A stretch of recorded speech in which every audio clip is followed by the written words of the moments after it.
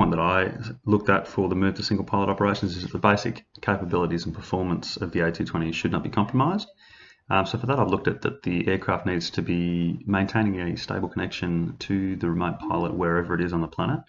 And for that, we've chosen to use a satellite network with a ground-based radio as a backup, as well as that the pilot on the ground, or the remote first officer, needs to have the same instrumentation and the same controls as they would have in the actual aircraft, and that way the aircraft is still able to perform the high category, the category 1 ILS approaches or adverse weather conditions.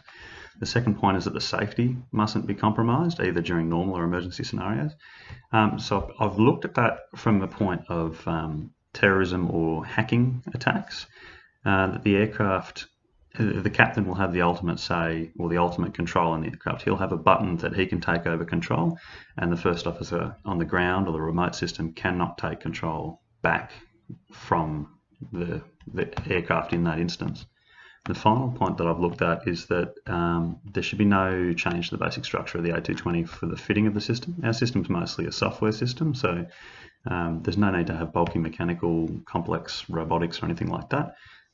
It's already a fly-by-wire aircraft, so our system adds an additional computer that calculates what inputs or outputs needs to be made, and then applies that to the FMS. There'll be a software update to the FMS so that it knows how to handle these inputs and how to apply that to the aircraft. Any instrument data from the aircraft will then be calculated by the computer and sent to the remote pilot on the ground. Okay, so furthermore, on safety standards that need to be upheld for a single pilot environment, especially in normal and anticipated emergencies, where stress levels are extremely high on a pilot, they are more likely to make errors due to this elevated stress and due to the fact there's nobody next to them that acts as a fail-safe mechanism. This is why airline companies will definitely have to implement a ground-based support pilot who can speak to the pilot during these stressful times, as well as take control of the aircraft if they need to do so.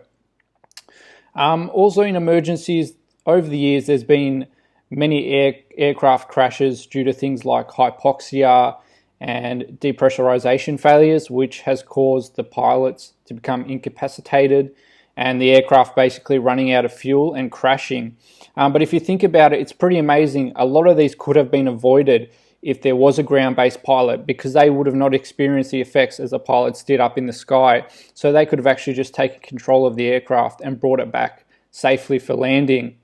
And just furthermore on the support ground-based pilot, the control station they'll need is just a single man environment, and it'll have to display all the controls of the aircraft, and they'll also visually be able to see what the pilots see due to the cameras that have been installed inside and on the front of the aircraft.